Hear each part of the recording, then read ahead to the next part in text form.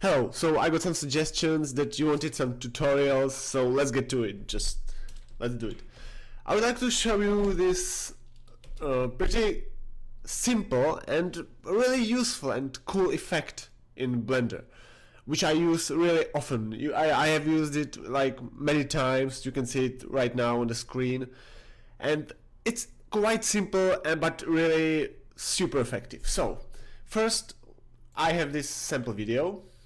In Blender there is this thing. I would like to use the compositor. It's this compositing thing, and I have prepared this, but okay, let's just show you from the beginning.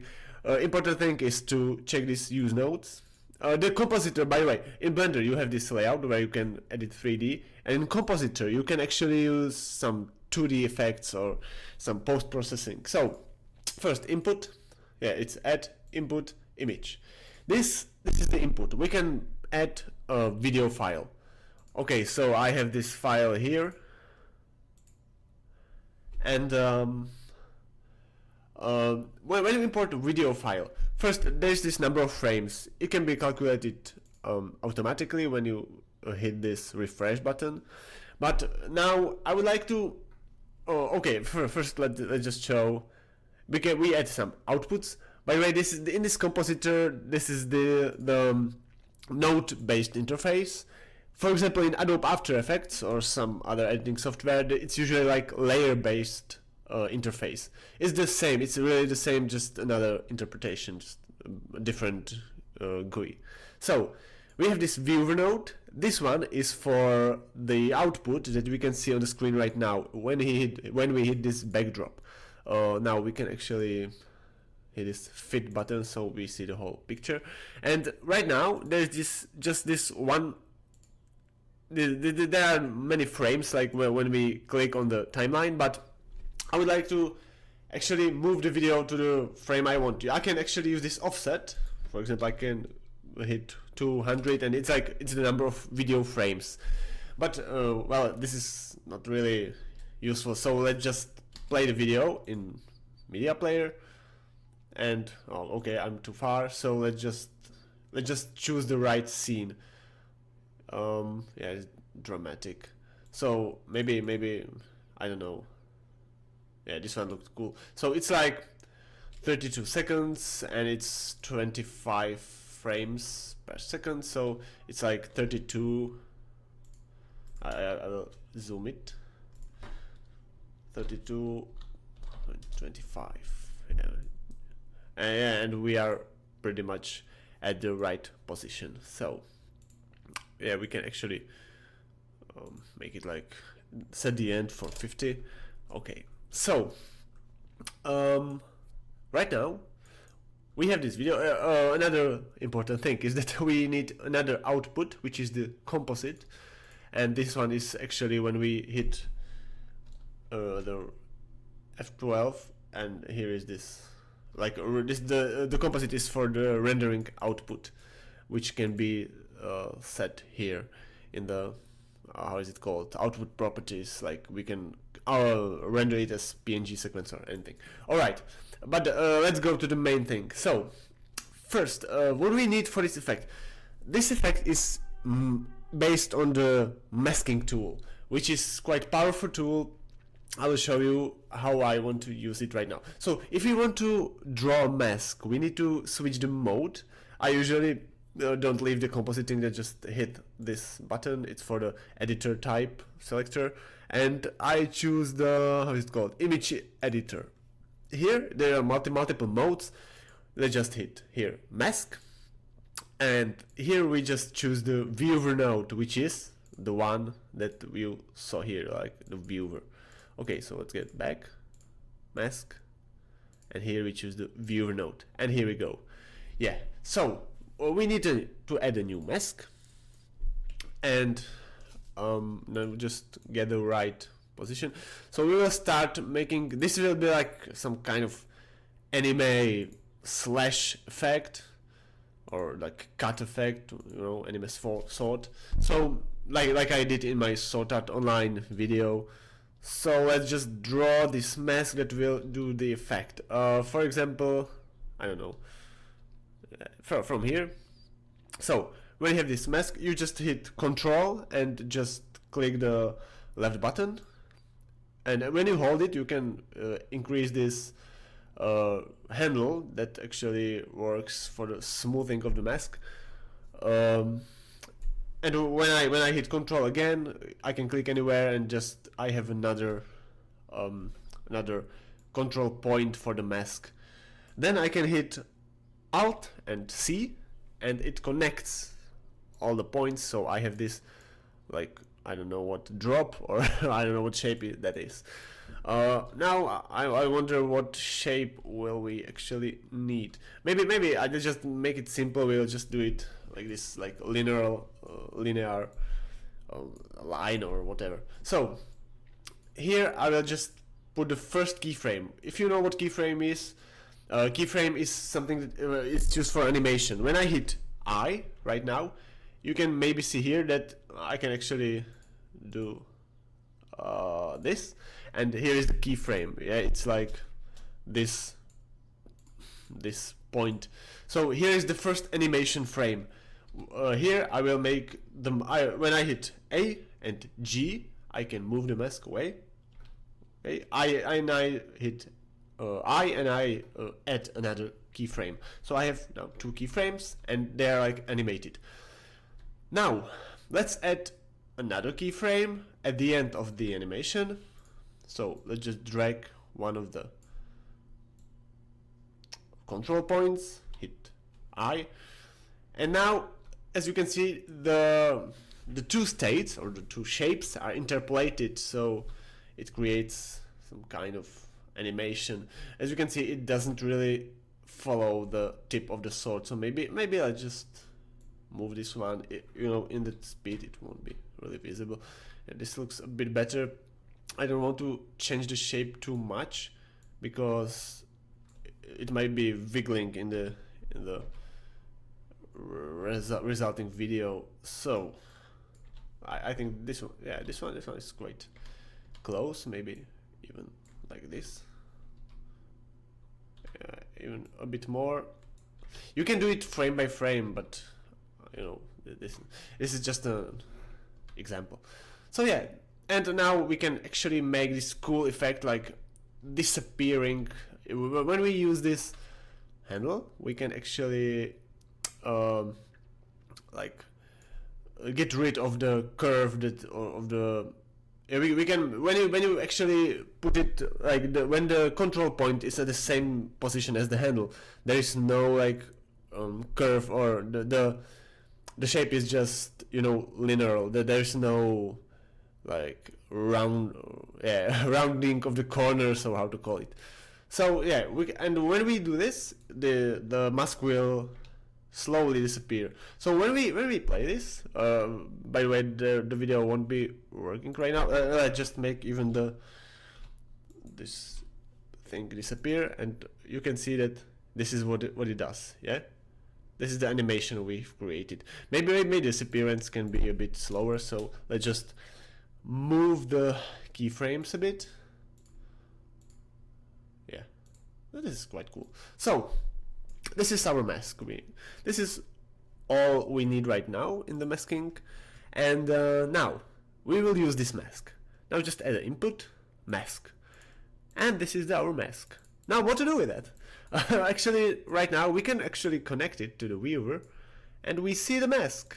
Yeah, you can see how nice. This is actually the mask. It's just a black and white picture, or maybe it can be gray if some feather is there. But this is all the mask is. It just tells us like what part of the image is white or black, and it means like you can use it, for example, that the white part of image can be another video, like creating clones.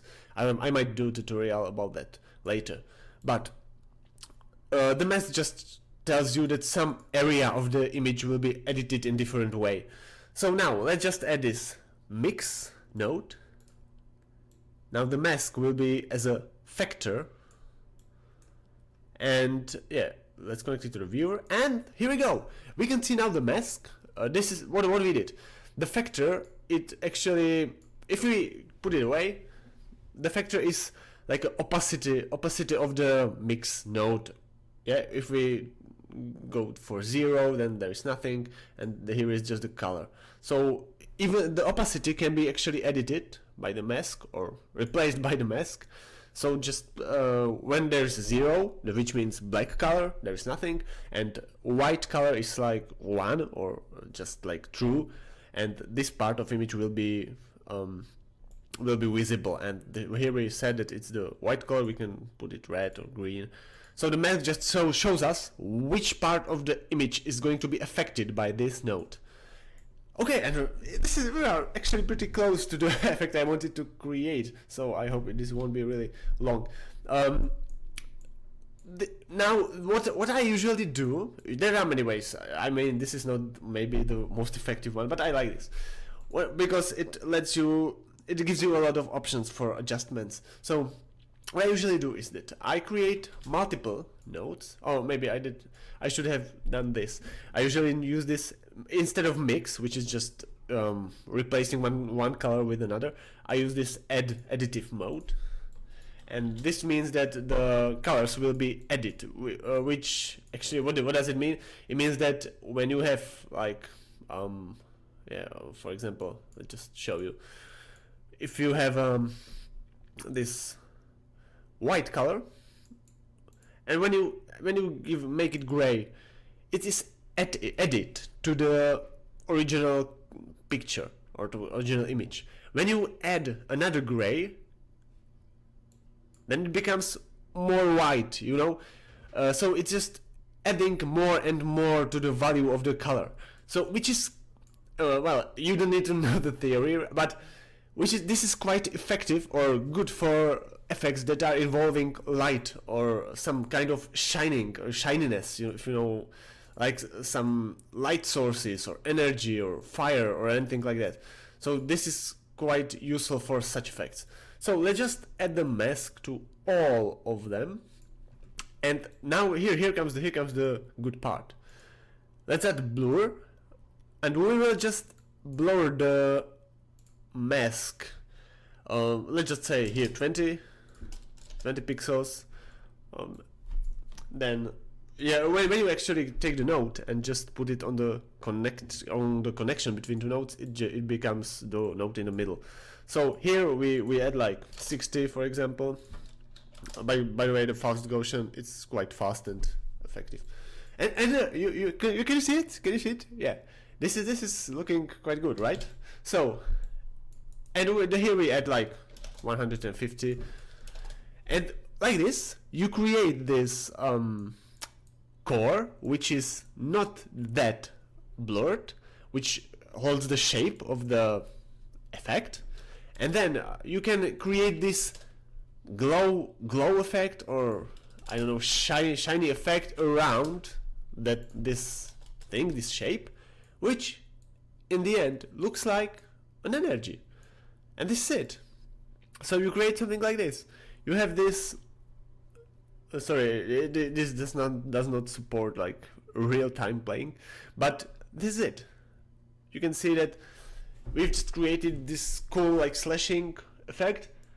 Sometimes another good thing is to use, instead of add, you can actually use the dodge, color dodge, which sometimes might give you better results because it's like more aggressive additive mode. And as you can see, for example here around the head, the dodge actually sometimes behaves more, while additive mode holds the shape, the dodge is more sensitive to the background, so it sometimes creates this like more believable color effect. When we get rid of the nodes here, we just reroute to the output.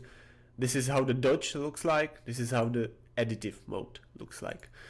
So I don't know, I like dodge, so let's just put it like this. That fit again.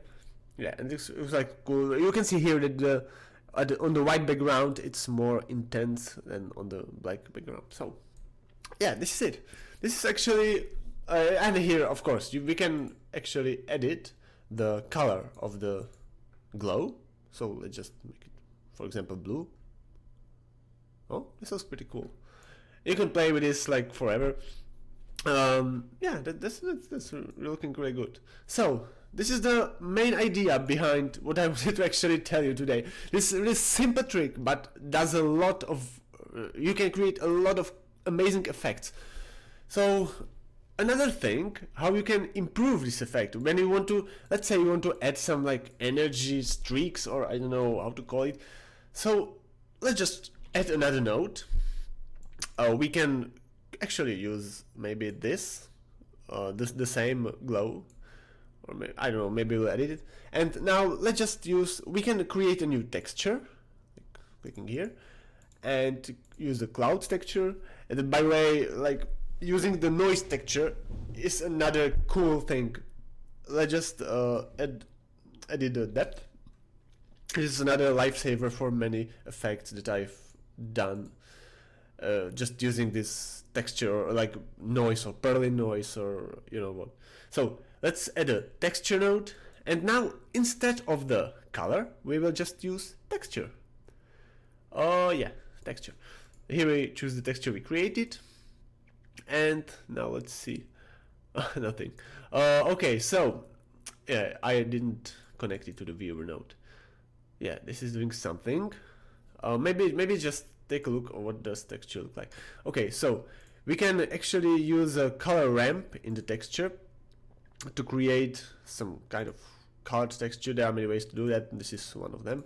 So let's just, for example, make it, I don't know, violet, like not Evergarden, but okay. So, but the texture, rather than editing the size here, it's actually good to, because the texture is usually stretched a bit. So let's just make it like this. We can create, no, this is the wrong way. So let's create something like this. Okay, now let's take a look. How does it look like when connected to the scene? Yeah, it does not much, but the point what I wanted to show you is that, for example, if we actually get rid of this glow, you can see that it does something. Maybe let's increase the contrast. It might be more visible, and you can see here, like it's appearing, the streaks, and now it looks like some kind of, I don't know, smoke or some mystical aura around the effect, which is different from just using the glow. Maybe we can actually, I can show you another thing, how to fix things that the way I wanted them to be. But it's still visible, as you can see. But I want to increase, for example, when you have this mask and you want to actually make it more thick. Let's just show you this simple trick. I will have this mask just connected to the weaver so you can see what I'm doing. I don't know where it is. So we will find a delete or erode node. What does it do? This is a simple operator. You can actually increase or make the mask thicker by like growing the mask. So you can use this, like you see what happened? I can add like 100 pixels to the shape of the mask. There are many ways how to do it, but for example, I will just make it 20 points bigger, or I can even shrink it like this. Yeah, when I do the 0, this is the original shape, so let's just add 20, and it's more thicker. So let's just use this mask, this like thicker mask, instead of the original. We just add the same blur, and so this might make the noise, this texture, more visible. Yeah, as you can see, it's now more visible than before. Maybe they just, I don't know if the violet is good, but anyway, this is just an example. So we can even increase the contrast. Oh, I don't know why it's again. Yeah, we can make it 2, and it's more visible. Maybe 4 even. Yeah, it does something nice. Of course, the texture is still the same. When I move the frame, you can see, for example, here that it's still like the pattern is the same. So let's just animate it, like pointing at the offset, hitting I, going here, and we can change the Z offset. If you move it on the I'll show you. I will show you right now. When we move the texture on the X offset, sorry, not scale, offset, like 0.1, I don't know if it's visible, 0.0, just at 0.01. As you can see, it moved to the left. So with this, you move the horizontal way. With this, you move the vertical way. Oh, this was too much. Yeah. And the Z, it actually animates the mask like in some kind of, you can say to the depth, but it's a bit like, I don't know. It's just a random like animation of the mask. And when I now animate it, you can see that it's, this is like maybe too much. So the speed is too high. So you just edit like this. Oh, maybe it's still like, I just do it like this. I don't know. When I move the cursor, yeah, you can see this is more smooth. So the animation, the noise will move a bit, so it won't be static. Maybe let's just do it like this. Okay. So that's pretty much all actually. Yeah, this is here. We are in the state where it actually disappeared. So this is the slash. You can add some additional things. I will just cover them briefly here because there's a lot of things you can do. I just wanted to show you this amazing effect, and this is what I wanted to show you. Okay, so another thing that you can do is actually we can create another mask. I'm not sure how this will actually work out, but let's just try. Mask, we will add a new mask, and let's create another mask, but a bit, I don't know, bigger, or like covering more area around the effect. So let's just do it like follow the effect. Okay, so like this. Yeah, I will animate it, of course. So put it like here, and here it will be gone. Yeah, it's when it's outside of the image, it means like it won't be visible, of course. And let's just extend it to this point. Now increase it a bit. Yeah, and from here it will disappear more rapidly, because this will be like this thing when you have a fire or something hot, the air at the fire is like wiggling a bit, you know what I mean, or above the fire. So maybe energy does the same, like plasma, it's hot, you know. But anyway, it is actually cool in the videos. So I'm not sure about how physical accurate this is. So if energy, but maybe if energy is hot, I don't know. Anyway, so let's just add another mix node. Oh, sorry, mask is alright too. We can just copy this node actually, create mix, and let's add the same picture here. Now we can use the displacement node. Let's just add it here. Displacement, what does it do? It moves the image according to some vector, and actually we can use what? Yeah, texture again. Let's just create another texture. Let's just get rid of the ramp and maybe make it more smooth, maybe even the depth. And what will we do is actually we can just input another texture, and we will use the texture not as an opacity like before, like here in the vector, but we will use it as a vector of the displacement. Displacement, I will show you what it exactly does. Let's put it to the viewer. Now it does nothing because there is this. Let's just make it like this. This is the texture which serves as a vector. It's the same as the vector. It shows us which parts of the image will be affected by the displacement. And displacement is that it moves. Let's just get rid of it now. It moves the image like 10 pixels to the left, for example, or right, sorry, or 20 pixels up. Yeah, and now let's just add the, instead of the vector, let's add the texture. And do you see what's happening? sorry, like 50. Yeah, it's moving the image, but according to the texture. So some parts are not moving that fast, some are moving more, some less.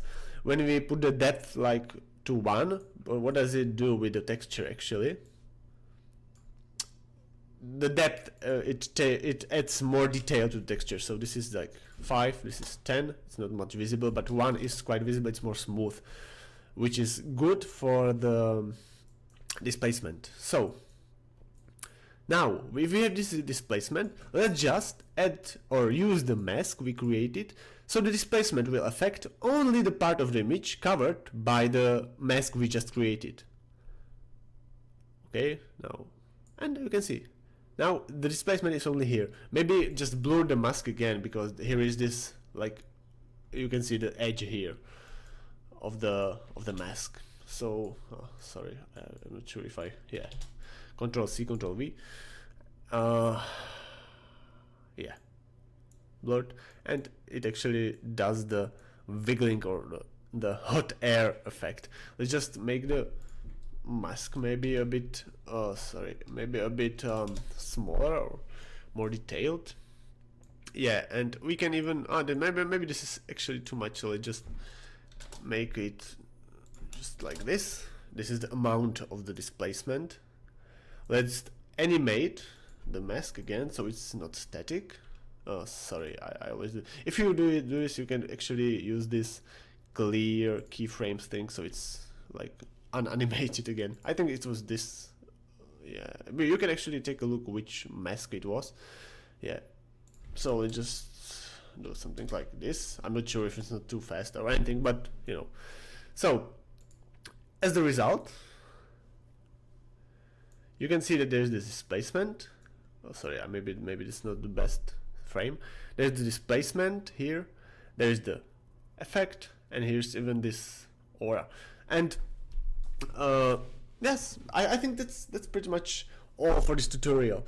So this is what we did in this tutorial was we created this simple and effective effect. Of course you can play with this forever, you can tweak it, you can improve it. This is really a short video. You can actually even make I will show you that there's this, you can do some color correction or color balance just to the displaced part of the video created by the mask. So you can like make it, for example, more purple or violet, you know, like creating the effect just around the area of the effect, you know, like this. You can see that here is the boundary of the mask, even though it's blurred, it's still visible.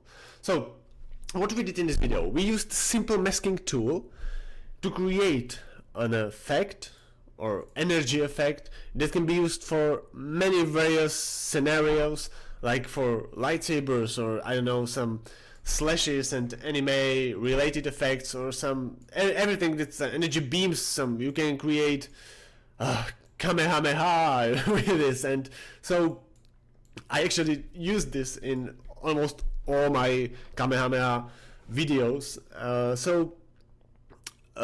This is just a simple example of a simple effect. You can maybe this looks a bit terrifying, like a lot of nodes, but as you can see, it's all there. It's all logical, and you know what's going on here. It's not just some random, you know, geeky thing. You just saw what I did. So yeah, thank you for watching, and I hope short tutorial will be quite useful for you. So because this is a really simple thing and does a lot of work for you. Okay, so see you later, and good luck with your own Blender or CGI experiments.